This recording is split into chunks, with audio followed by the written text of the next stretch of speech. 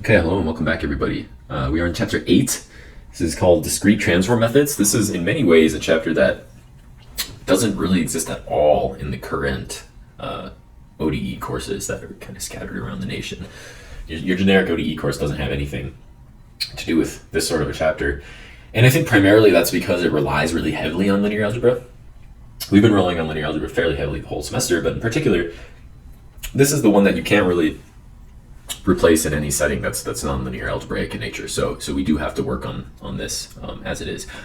Maybe I shouldn't quite say that. I'll mention this. Other courses have a chapter on what they call power series methods, where they have you construct solutions or approximate solutions to ODEs by finding relationships between the coefficients of power series. And implicitly what happens in those chapters is that you are solving a system of equations, and you're implicitly using the power series as a vector space and solving the system of equations as solving a matrix vector equation. So you're inverting a matrix, but you're doing it implicitly 100% by hand without ever writing something out as technically a vector. And so this is maybe the sort of chapter that you can compare this chapter to in the standard ODEs course, but it looks completely different, and we're going to really be approaching it in very different ways. Even though, if anybody ever asks you to run a power series method, I guess you can refer to this chapter for something like that. So discrete transform methods. This word transform is a fun math word. It describes a often linear. For it to be nonlinear, they would, whoever's describing the transform to you would be very explicit about it being nonlinear. So in many cases, it describes a linear map from one vector space to another, which makes your life easy.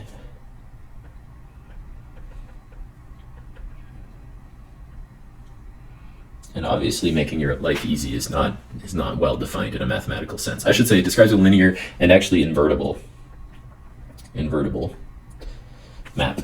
So the whole idea, the generic idea of a transform method is, let's call a transform T.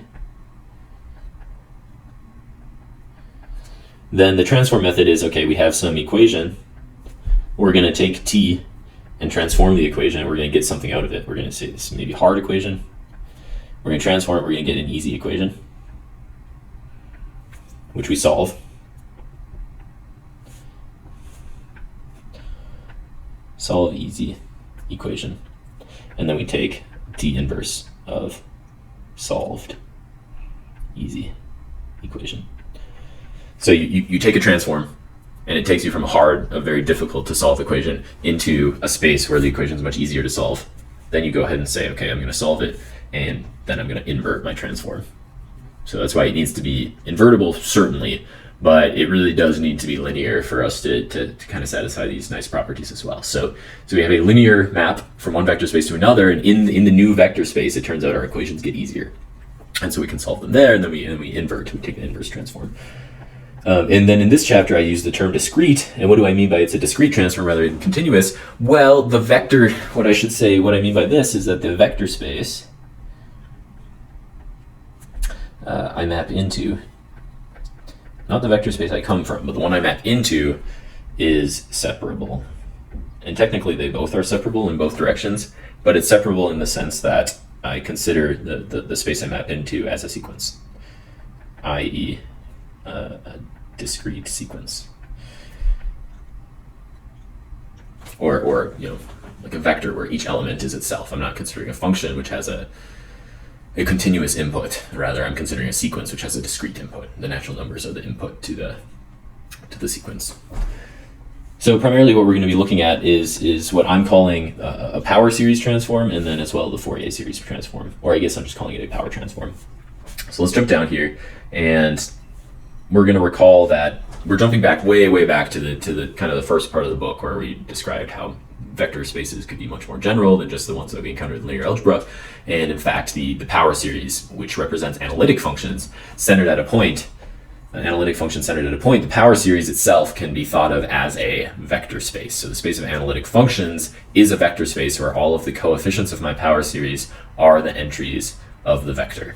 Okay, so we want to jump back to this idea that an analytic function is just a sequence of power series coefficients.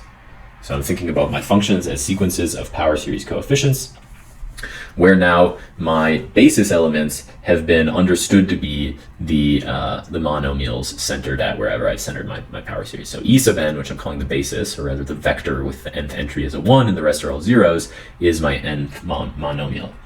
The power transform, in some ways, shouldn't hardly even be considered a transform because these are one in the same spaces. But the power transform is the act of reinterpreting the function. So I'm calling the power transform P, by the way, or math calligraphal P, so it's got a little bit of swoops on it. So the calligraphal P on F, I'm calling the power transform, and I'm saying this is simply the reinterpretation of the function as a vector, okay? So my capital P power transform is just saying, hey, I'm going to reinterpret an analytic function, not as a function, but as a vector. Sound good? Power transform, reinterpret a function as a vector. Now the inverse power transform, this has to be linear and invertible. You should be able to convince yourself that this is linear. You should be able to convince yourself it's invertible right here by saying, what would the inverse be? Well, the inverse is reinterpreting a vector as a function. Okay, so power transform is interpreting a function as a vector, which I then call V, vector V. Reinterpret a function as a vector. The inverse is reinterpret a vector as a function. And this is going to be very useful for us in the future. There's a nice little remark here about the analysis and synthesis operators of a subset of math called frame theory. If this is really, really interesting to you, you really like this section in the book, I would highly suggest you try to learn some frame theory. This is very important to frame theory. And frame theory itself is a subset of what's called harmonic analysis. Subset of harmonic analysis. Harmonic analysis is really the subfield of math which considers a decomposition of a function into coefficients of basis, of some basis, right? And not necessarily a basis. That's kind of the special thing about frame theories, that frame is almost like a basis, but not quite. But harmonic analysis is the subfield of math that says, hey, how is it useful for me to reinterpret a function as a bunch of coefficients on a bunch of basis or frame elements? And it can get very abstract and very artistic. Okay, so let's move on and say, talk about how the power transform might be useful. Well, it's useful because if I have a linear operator, I'm going to call L a linear operator on the space of analytic functions. If I compute an operator on a function, that gives me a new function, right? That's kind of the definition of a linear operator. Well, I can interpret what is the power transform of the new function. Well, the power transform of a linear operator must have some sort of commutation relation with that linear operator. So there must be a new linear operator, which I'm going to call M, which can then be interpreted as acting on the power transform of the function. So I guess maybe I'll rephrase this theorem by asking the question, how can I represent the action of L as a linear operator on functions now as a linear operator on vectors. And what are linear operators on vectors? They are matrices. So how can I reinterpret L? L on the inside of P here, L on the inside of P is just the linear operator on a function. Derivative, multiplication, division, etc. All of these are linear operators, antiderivatives. But how can I reinterpret it now, rather than acting on functions, how can I reinterpret it as acting on vectors? Because this PF is itself a vector, right? That's a vector in a vector space. I should be able to reinterpret L as a matrix on vectors in a vector space. We've actually already done this, right? So if we interpret L, we can represent it as a matrix using this theorem 5.2.7. So go back and look up theorem 5.2.7, and you'll see exactly how we can represent L as a matrix. It's with those inner products, basically, right? And so we can reinterpret L now as a matrix in our space. And now I'm going to present, okay, what are the useful matrices for differential equations? The first one is the derivative. So the derivative can be represented as an infinite matrix acting on the vectors if I interpret an analytic function as an infinite vector, the derivative on an analytic function interpreted as an infinite vector is the first off diagonal. So you'll notice my diagonals are 0, 0, 0, and so on. My diagonals are all 0. My first off diagonal to the right, or the upper right, however you want to think about it, I would say to the right. My first off diagonal to the right is that row. Okay, so I'm in the first row here. This is the first row. The first off diagonal to the right is a 1. I'm in the second row. The first off diagonal, so the one that's to the right of the second entry, which is the third entry in the second row, is a 2. The n plus 1th entry in the n row, right, because that's the n plus 1 column, in the n row is n, and then n plus 1. So every off diagonal to the right just gains, if I had originally indexed the diagonal with its entry, I just shifted all to the right. And that's going to be the derivative.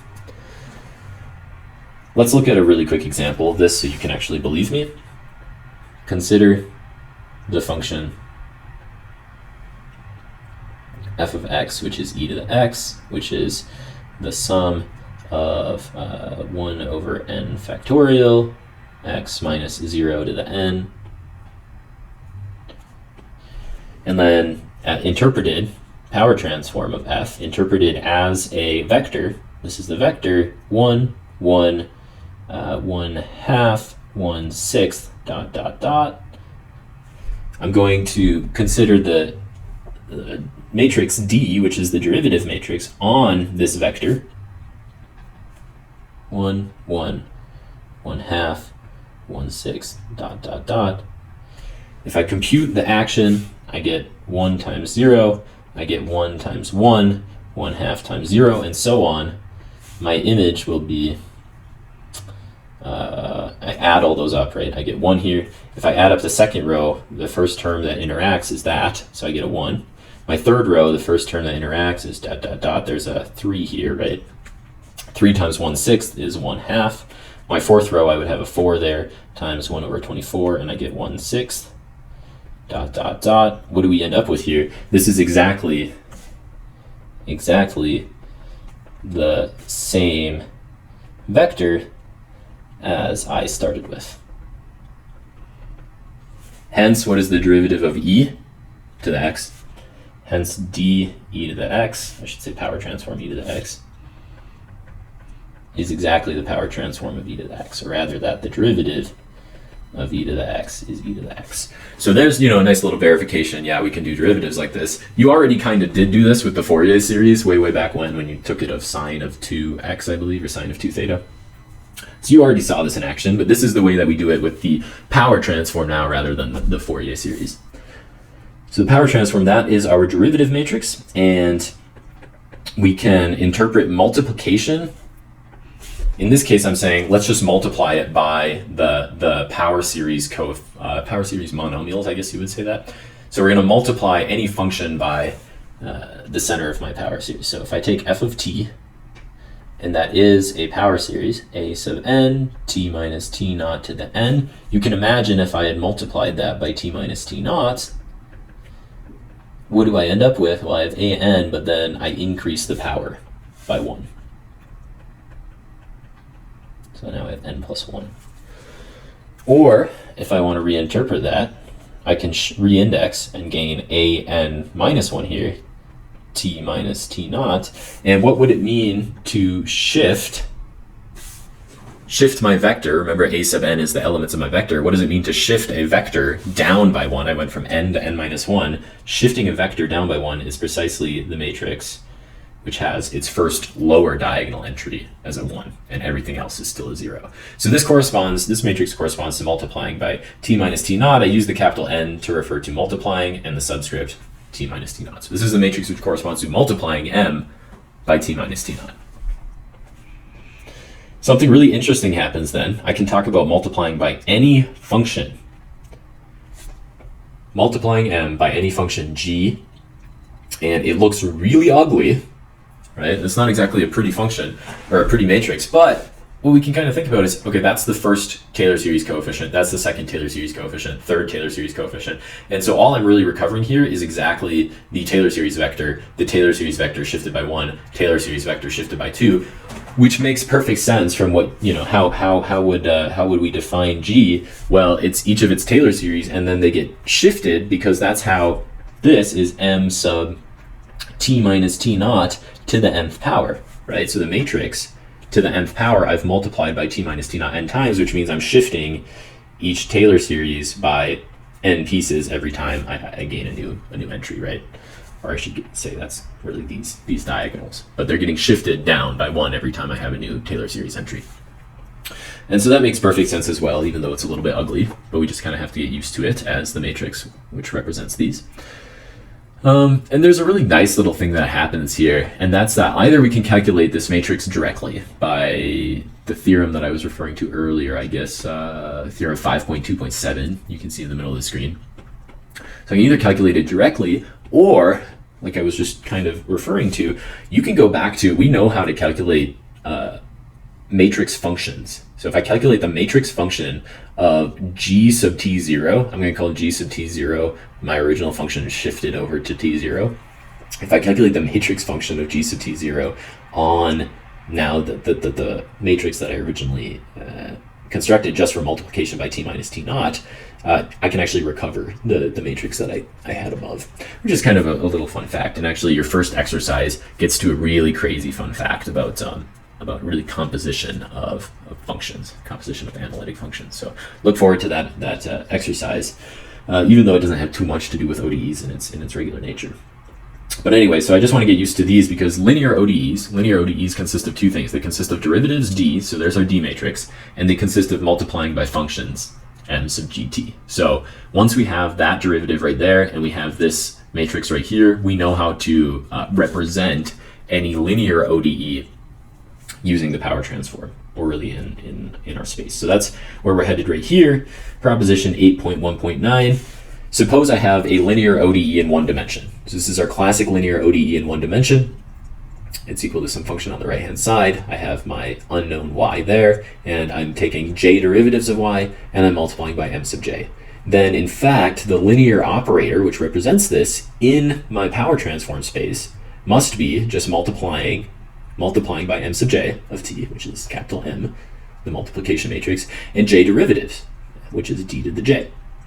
And so now I have a perfectly valid representation of this ODE in the power transform by a lot of matrices. So I have j matrices in D, I have my special multiplication matrix by m sub j, and I take the sum of those matrices, and what I recover is a nice matrix which fully represents my differential equation. So therefore you can actually represent the linear ODE as, okay, so this y here, the y which is the unknown, is the power transform of y. And the f, which is just the right-hand side, we don't represent that as a matrix because if I power transform a function by itself, it's just whatever the function power transforms to. So in fact, this ODE and this equation in the power transform vector space, it's just an infinite vector space, are equivalent under the understanding that L is defined by this collection of matrices. And then finally, we have a nice way of talking about the solutions. We actually can calculate the homogeneous solution to my linear ODE by taking the inverse power transform of this funky looking thing. Okay, this is the identity matrix minus L inverse L. And I want to comment really quick that this L inverse is a pseudo inverse of L. Okay, so one of your exercises deals with the definition of a pseudo-inverse, so wait until the exercise to see what that is. But that's the pseudo-inverse of L. If L were truly invertible, then there is no homogeneous solution. So the homogeneous solution just becomes 0 if L inverse exists as a true inverse. But if it has only a pseudo-inverse, then this will actually produce the homogeneous solution for us. The particular solution is very straightforward. All I'm doing is I'm taking that equation and I'm pseudo-inverting L, and that gives me PF is pseudo-invert L on PY on the left-hand side. And then I'm inverting P as well to recover that Y is P inverse L pseudo-inverse P of F. So that's of course a particular solution. And then finally, that gives us the general solution. The general solution is just the sum of the particular and homogeneous solutions. I realize this is very abstract for now. We're going to the entire next section is applying this more concretely. So I just want to feel okay with saying this is a little bit abstract now. It might not make perfect sense, but we'll get used to what this theorem is actually saying. We can talk about it in class. And there I say at the bottom where the inverse is the pseudo inverse. So we can talk about. I do have the definition of the pseudo inverse at the bottom. It's the matrix M such that M inverse M equals M. Okay. So if the regular inverse exists, this is always true. But if the regular inverse doesn't exist, you can still find something for that to be true. But don't worry too much about it now. It's in your exercises, and I'm certain that going through the exercises will make these feel stronger. But it's nice that we can construct homogeneous, particular, and true general solutions if we're able to invert these matrices. And the nice thing is, on top of that, is that we're not placing restrictions now on constant coefficients or Cauchy-Euler type. We're just saying this is M sub j of t. You know, we're really being very broad in the sorts of linear ODEs we're allowing ourselves to find solutions to. And that's really the entire point of this section. Is in the last section, we were only doing Cauchy-Euler type and constant coefficients ODEs that we got some nice closed form solutions in. In this section, we can do it theoretically for more general ODEs, but we're going to see that we don't quite get closed form solutions. We get like power series solutions. Okay, so that's all I have, and we'll move on to section 8.2 in the next video. Bye.